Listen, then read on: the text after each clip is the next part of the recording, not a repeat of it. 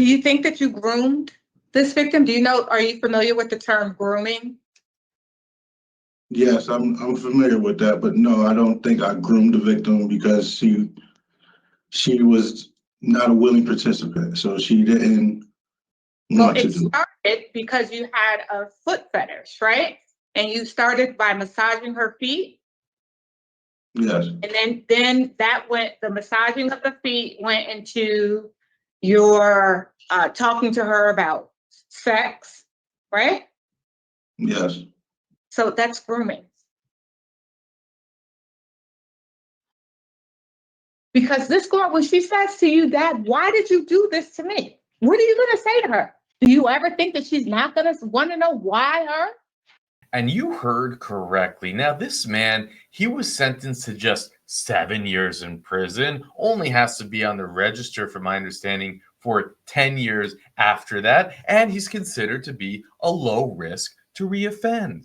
His stepdaughter, she was under the age of 15. It's been told that it was going on for a long time, but don't worry about it, ladies and gentlemen. He's a low risk to reoffend. He'll be fine after he takes a program or two. And just think about this, that he was only sentenced in 2022, and yet here he is already up for parole, able to get out after serving just 3 years. It's madness. It's insane. And I just cannot wrap my mind around how we have a system that does not protect our children. Now listen to the parole board as they talk about the tools that they rely on, the tools, the static 99 that says, well, he's a low risk to reoffend, so let's trust the tools. Again, these tools created by two entrepreneurs who make a living teaching the Department of Correction how to use their tools. It's insane. Gregory Austin, 439-344. Thank you. This hearing is being conducted in consideration of the parole application for Gregory Alston, 439-344. He is serving a sentence of 15 years, execution suspended after 7 years, and 10 years probation for sexual assault second and illegal sexual contact. As of today, records reflect a parole eligibility date of July 12th of 25. There is victim input in this case. There is an offender accountability plan for the offender. It has been reviewed and shows that the offender completed the following programs: sex offender treatment, alternatives to violence, and he has a facility job in the kitchen. Utilizing the statewide collaborative offender risk evaluation system, the offender's overall score falls within the low range of risk for recidivism. Utilizing the static 99R, the offender's overall score for sexual offense recidivism falls within the low range. Mr. Alston, this is your opportunity to express to the board why you believe you should be granted parole. You may begin, sir. Yeah. First of all, I want to say that I take full responsibility for my actions. There's no excuse for what I've done. It's despicable. But I'm a working guy. I go to work all the time. I'm not a danger to anybody. I try to just stay in my lane, go to work, and stay out of trouble. This was a bad decision that I promise you I will never make again. How about an apology to your victim? Yeah, I've apologized. I'm sorry that I didn't restate that for you guys. I do apologize. You know, not only to the victim, but to her mother, to my family, her family, everybody. There's something that is unacceptable and it shouldn't have been done. So, Mr. Elson, we appreciate your opening statement. What's going to happen here is each of us will take turns to ask you questions. When we're done with our questions, we will turn the hearing over to our victim's advocate because we do have input from your victim. When we're done with listening to that, we will deliberate and give you our decision. Okay? Yes. Do you have any questions? No. Good luck to you, sir. Mr. Sazauskas will begin with questions. Thank you, Madam Chair. Good morning, sir. How are you? I'm fine. Okay, good. So I reviewed all of your files, and although you had to be prompted by my colleague, I am appreciative that you made an apology, and I think it's important as part of your rehabilitation. You know, you talked about in some of the documents I read, you had an issue with alcohol and marijuana. Were you using alcohol and marijuana during any of these encounters? This would happen over a period of time, so I know it's not one specific day, but during any of those situations, do you remember having drank alcohol prior to that and using or using marijuana? Yes, I smoked. Yes. Okay. I mean, the reason why I ask about that is because you have an addiction services program listed on your OAP. Have they offered that to you yet? No, I've been trying to get into any program. It just Well, specifically that, because, you know, I believe that, you know, substances played a part in this, maybe a little part, but it played a role in this. And then while you're incarcerated, you had some disciplinary reports related to the same kind of thing, yeah. marijuana and alcohol. So that part of all this hasn't been addressed yet. You did complete the sex offender short-term program, right? Yes. So that's good. But I really do think that you need to get a handle on this other part of this, you know, so that you have a better, you're better prepared, you know, when you're released. How do you think your actions have affected the victims, like long term? What do you think is going to happen to them? What do they experience? Betrayal for the most part, because, you know, I've helped raise her. So, you know, that's something that she'll probably always have a problem with trusting people. She called you dad, right? Yes. What do you think her future relationships are going to be like now this has happened to her? You understand the impact that you've caused? It's going to be a problem. Yeah. I know it's going to be difficult with her finally being able to trust somebody. Did they talk about that in the program that you took? Yep. No, not really, but that's something that, you know, I think I've actually put that in my writing on the program with the summer. So when you had an opportunity to talk about how you feel about everything that happened, you understand. You wrote in there that, you know, this is going to make a lifelong permanent, you know, mark on the victim. You know what I mean? They're going to have issues that they're going to have to deal with because of your behaviors, you know? Yes. And like I talked about before, you have a drug and alcohol score from DOC of a 3. 5 is the highest. And then you receive disciplinary reports for contraband for Pruno, marijuana. And you haven't taken this addiction services program. Do you think that would help you if you had that program? Probably. Yeah.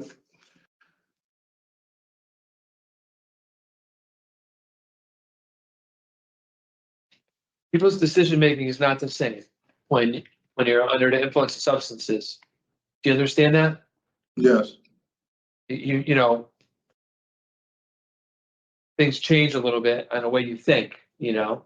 Sometimes people use substances on purpose so they can make decisions that they can't do when they're not using them, you know. I don't know. How do you think you've changed since you've been incarcerated? Just realizing that what I've done and how it impact not only me but my family. You know, I haven't been able to really speak to my son since all this happened. So the impact that it's having on not only the victim, not only me, but literally everybody who has. My son hasn't really talked to my mother, my grandmother, anybody since my incarceration. And So, I that's mean, my it's fault. That's all on me. shattered relationships, you know, Yeah. outside of even the victim, you know, as part of your family, you know. Yeah.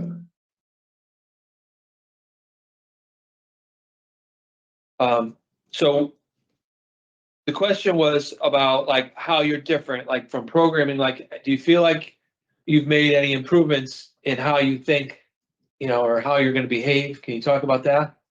Yes. Like I said before, I realized that what I've done is not acceptable. So that in one way, there's something that I won't do because I know that it is wrong. It is wrong. Well, you must have known this was wrong when it was going on, right? Yeah. Yes. All right, I'm going to move on to something else here. You talked about going back to your previous jobs. No need to mention the name of the employer, but have you spoken to anyone there about that? No, not at this moment. How do you feel about the chances are that you could return to that employer? Do you feel good about that, or you think it's going to be something you're going to have to just apply to? I think the chances might be good because when I was picked up from there, they allowed me to sign out, to quit the job so that there will be a chance for me to come back.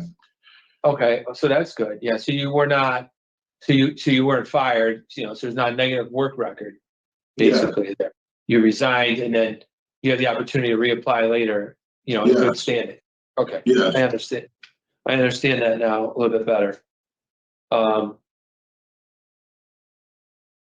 So you have a protective order against you, and you're going to be required to be on the sex offender registry for 10 years. You aware of that? Yes. Okay. These are two areas that could present a risk for you to return to prison if you violate any of those things when you're out. Have you thought about that? Yes. You're going to have. I'm not. I don't want to sound cocky or anything, but I Yeah. really don't feel that I'm going to make it come back to prison. There's nothing. The way that I'm going to live my life, there's going to be no chance of me coming back to prison. The sex offender registry, there's reporting requirements. You're going to have to fill things out every now and then and report where you're living. It's just important. I bring it up because people no one wants to come back to prison, right? But people, they start working, they're preoccupied, whatever the case may be, they stop doing that stuff that they're supposed to do with the sex offender registry. So for me, that's first priority, is to make sure that is taken care of before anything else, just so that coming back to prison is not going to be an option. Okay. Yeah, things will be different now. You're going to have all these different reporting things and things to do. It's going to be different than it was before when you were out in the community. Talking about the community, can you just talk about your release plan? Where do you want to live, and you talked about your work, but what about living? Where would you want to live? Well, I had a discussion with my mother when I was told about this. So we decided that it might be better for me and my independence to trying to go into a halfway house and working from there. That way any programs that I need to do outside, they can help me find the programs. If my employment plan doesn't work out, they can help me find employment in future, living requirements after. So, that sounds like a good plan. They'll have a lot of support and structure there where that might be something that you can take advantage of. Because it will be difficult to find employment if you can't go back to where you were, people that know you. And what about, have you participated in any NA or AA programs, CCAR, anything like that at all? Do you have any plans for trying to make sure that substance abuse doesn't interfere with your success in the community? No, I have not signed up for any of those programs. If that's something you guys want me to do, I will do. Yeah, I'm concerned about it. I'll hear what my colleagues have to say. But given your disciplinary reports while you're incarcerated and the fact that you're using substances during these crimes makes me concerned that that's an area that's not been addressed completely. You know what I mean? That you need to have a better plan and have some treatment in that area. So I'm gonna turn it over to my colleagues and see what they have to say about all this. Thank you for talking to me, sir. Thank you, Mr. Duaghters. Thank you, Madam Chair. Mr. Suzaskis has asked all the questions that are pertinent, and I'm absolutely in that same place when it comes to, I don't know what kind of booze he's trying to make in there, but sleep persistent. Yes, yeah, So, and it has everything to do with a substance use program. yes. So, I mean, that's exactly where I am. Mhm. Thank you. So, Mr. Olson, do you have any insight as to why you were trying to make pruno and consuming this stuff in prison?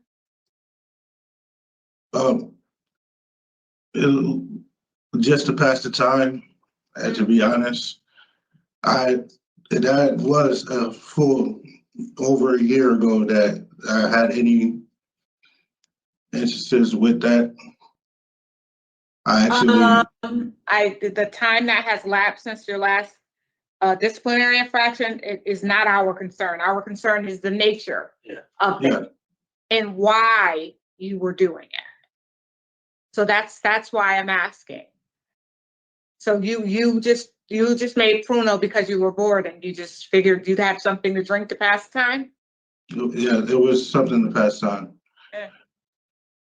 Okay.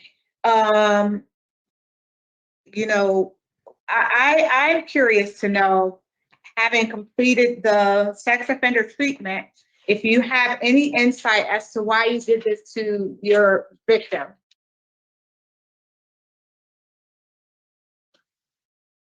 It was, I was there, it was about being there with her alone for the extended amount of time because of COVID.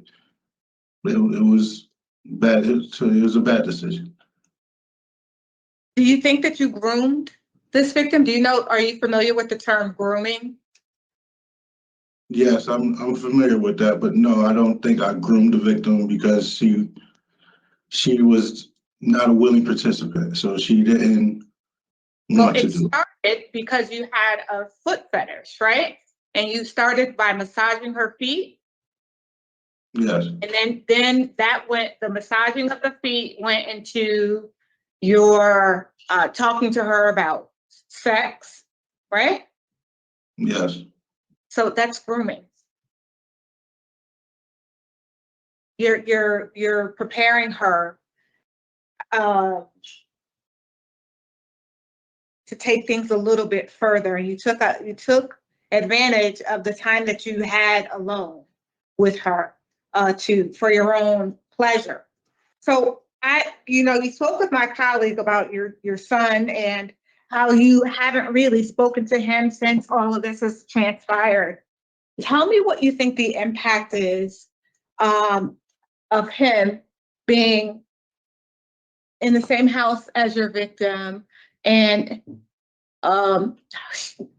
his possibly thinking that she put you in prison, that you're not there for him because of her. well, from my understanding is his mother has talked to him and about the situation and explained to him that it wasn't her fault, that it was my fault. I haven't had the opportunity to talk to him about it, and I know he is going in he is in counseling about the situation too. What would you say to him? That I made the bad decision, that your father did something that he shouldn't have done, and he's paying for it. You made a bad decision. This happened more than one time. Yes, but it's just I don't know the exact way to term the exact term I should use for it. It is a bad decision. Yes, it was a multiple time, but it's my bad fault. decision. I'll tell you what the exact term is. The term is this is all my fault. I violated your sister. I crossed the lines and did something that a father should never do to their child. She looked at you as a father. I potentially ruined this child's life. And for that, I'm sorry. I broke our family up. It was my fault. That's taking ownership and responsibility of the things that you've done. Because this girl, when she says to you, Dad, why did you do this to me? What are you going to say to her? Do you ever think that she's not going to want to know why her? But with the protective order, I can't talk That's to her. not my, I know that there's a question. I know that there's a protective order, but I'm saying she looked at you as her father. At some point in time, she's going to want to know why you did this to her.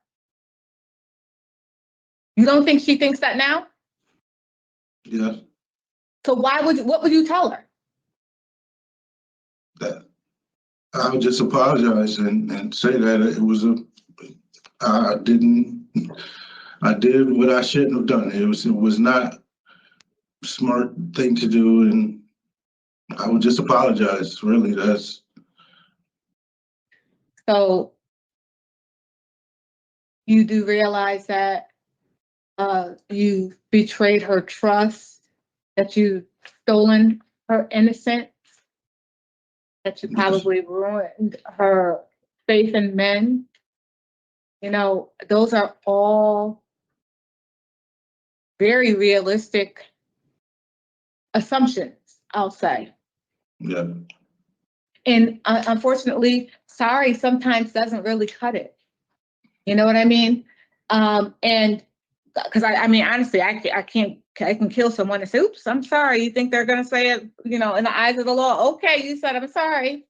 No, I have to accept responsibility for what I've done. If it's prison time, then I would be in prison and forever trying to right that wrong. You know, and that's something that shows true remorse.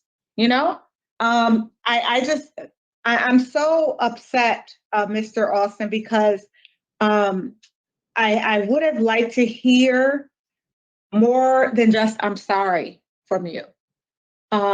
You've had so much time there in the facility already that you should be digging deep to try to figure out what was going on and how you can avoid these behaviors in the future. And I mean, you're so confident that you're not coming back to prison. And I hope that you're right. But I can guarantee you that more than 75% of those people in that prison said the same exact thing. I'm never coming back. And guess what? They're back. And guess what else? We see them all 3 and 4 times. Not that we want to, but because of their poor decision and the continued behavior. But anyway, okay, I'm done with my questions, sir. I am going to turn the hearing over to the Office of Victim Services for victim input. And I'm just going to ask you to sit there quietly and please listen to the victim has to say, and then we will deliberate and give you our decision. Yeah. Good morning again, Mr. Jesus. Good morning. I do have a statement. I spoke to the victim's mother, excuse me, and she stated to me, quote, I am against any early release, end quote. Thank you very much, Mr. Jesus. Okay, so give us a few minutes, sir, and we are going to give you our decision. Mr. Sazowskis. Thank you, Madam Chair. So Mr. Austin is here today in front of us with very serious sex crimes. And he does rate low to recidivate, but you know, when we're asking him questions about what happened, it did indicate that he was at the very least using marijuana at the times, some of the times prior to these multiple different incidents happening. And then when he goes in the facility, he starts getting disciplinary reports for marijuana and alcohol. So, you know, the behavior is like kind of continued into the facility. He has taken the sex offender treatment program and had a job in a facility. But, you know, when we ask him about this, you know, what he learned from the sex offender program, he really couldn't articulate why he thinks that he did this. And it's concerning a little bit, you know, that Concerning really, what? yeah, see some additional recognition of what was going on. You know, I don't know if he just sat in the program. I don't know, you know, I'm trying to understand because we really didn't get a lot from him about the things that he took away from the program that make us feel comfortable that this will never happen again. I Right. know he's saying, I don't want to come back to prison, but everybody, no one wants to be in prison. Right. And without, when I asked him, do you have any plans for NA, AA, any kind of relapse prevention, like it doesn't appear that he's even ever thought about that or even considered that that's part of this. But, based on everything I read, I think that it's played a role and the behavior just continued in the facility. So I don't find him suitable today for all of those reasons. So, I'd like to hear what my colleagues have to say about this and then we can go from there. Thank you. Mr. Holt? So, thank you, Madam Chair. I share concerns.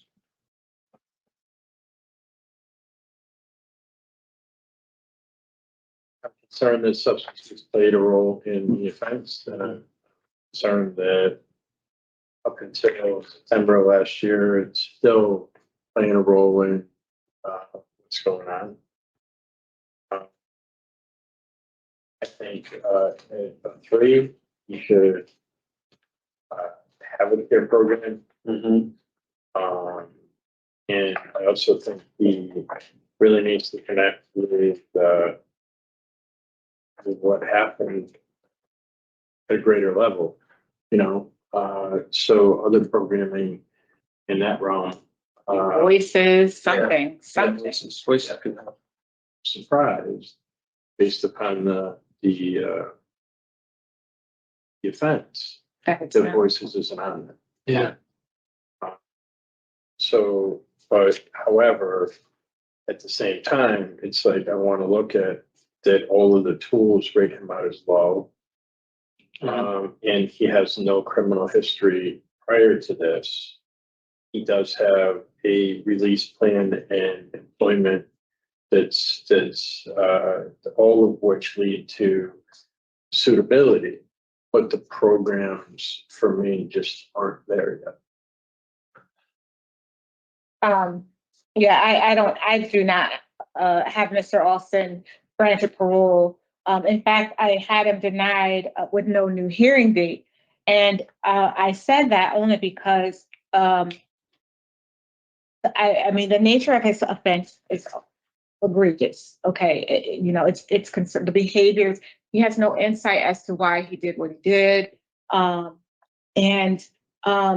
think that he's so nonchalant. There's no sense of urgency to kind of address what's going on. Like to us, this is a huge deal, but to him, it doesn't seem like it's that big a deal, aside from the fact that he's currently incarcerated. That being said, he does rate out low on all the tools, as Mr. Pohl said. He's not done until 2028, so he has a really long time to be with the Department of Corrections. And today, he has not demonstrated the level of change that I would have liked to see to be able to support his discretionary parole. So I too am going to deny, based on inadequate evidence of offender change. He says his tickets were a year ago, but his poor institutional adjustment, we could say the injury and impact to the victim. But she just said that she doesn't want him to be released. So the nature and circumstance is really what's very compelling. So the next question is, when would we have a lot of time left. When would we like to hear Mr. Alston? He says he doesn't need treatment, by the way. He's going to need an addiction services program. If he ends up in tier 4, that's going to be 6 months. I don't know if he's going to put him in tier 4 or 2. Yeah, they won't. They'll probably Put him in 2 with a 3. But and then I would also recommend voices like you said. I have a note about that here. There's other opportunities. Yeah, no, there's Other programs. Yeah. Lots of stuff you can do. And then he can't have any more DRs, especially with the alcohol and marijuana. If it's related, There's another Bruno DR, forget it. yeah, that's going to be the end of this because it's just a continuation of what happened on the outside, So do we want him to come, he's done in 2028, do we want him to come back in, Bring him back in a year. You got voices, you got a tier program and any other programs, and it gives him it would put him a year and a half out, about a year and a half out from his last DR. If he's able to do that. And with his low ratings, if he had all that together, he's going to be in a much better place, so August, for the year. I was thinking August 2026, that's what I was thinking.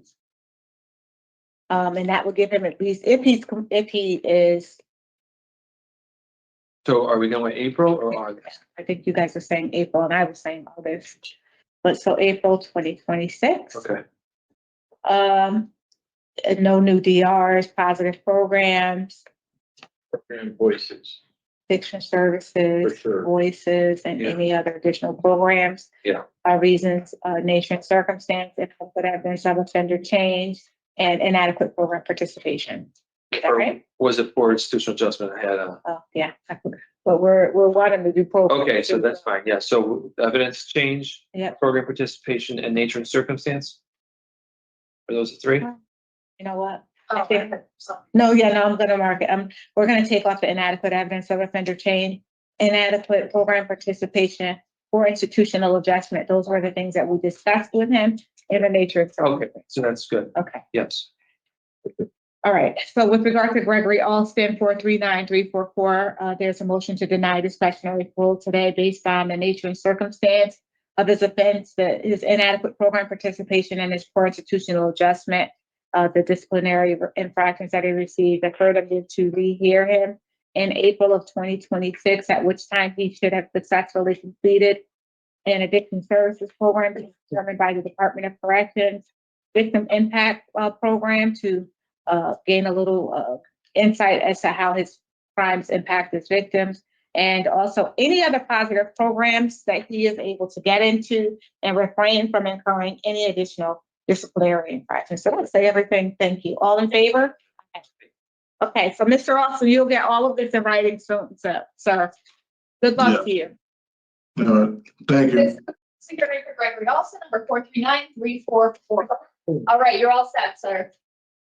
So there you go. There you have it. Come back in a year, complete these programs, because you see the DOC, they rate you out as a low risk all the way around. I mean, forget what you were caught doing to your stepdaughter. Forget about not taking any accountability. Forget about having write-ups and actually making pruno while locked up.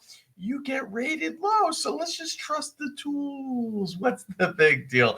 Come back in a year and we'll keep track of him and we'll play it when he comes back. There is a playlist below. If you're not familiar with the channel, if you want to see what that looks like, we actually do keep track of the inmates. There's a playlist down below. It's called The Return Of, and oftentimes we see the inmate come back after a year in these type of situations and they don't succeed. I actually predict that he will not, because we've seen this time and time again. As you can tell, he just doesn't care. And you can just predict it. At least in this case, mom isn't taking him back like in many cases we've covered. The last case we covered where mom was like, sure, not only will I take you back, but I have another baby with you while we're waiting for trial. So at least in this case that happened. Now there's no news on this. What Lady Holly found is that he was officially sentenced on 2 counts. Okay, so count 1 was sex with a victim between the age of 13 and 15, sentenced to 15 years in jail, suspended after 7, probation 10. And I'm not even sure if that probation makes him register as a sex offender or not. And then count 2 was illegal sexual contact with the victim. That's a Class B felony as well, sentenced 15 years, suspended after 7. So they're running at the same time. What he ends up with is just a total whopping 7 years. But don't worry, they rate him out as a low risk to reoffend. There was just something so disturbing about this hearing. This guy's attitude, the idea like it almost like he's the victim. What did he say? You know, essentially he said, "Oh, I didn't groom her because she didn't do it voluntarily." And it's like, wait a minute, did you just say that at your parole hearing? So wouldn't that be an aggravated offense? So wouldn't you get more time for that, right? I mean, it's like, man, I wish they would have just, the parole board, they just don't. Sometimes they do, sometimes they don't. Today they didn't, you know, hold these men to the fire, really like just,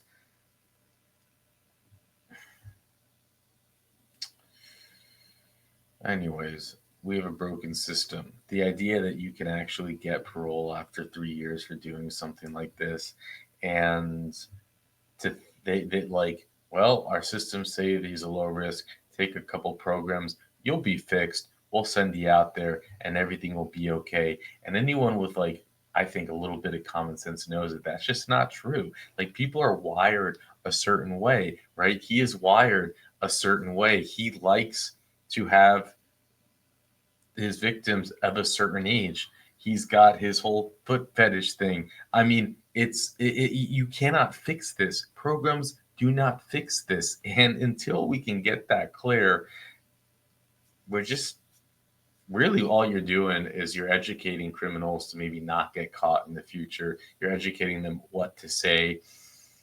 But you're only making the predator more dangerous, in my opinion. And that's it. That's all I've got. With that, I'll let you go.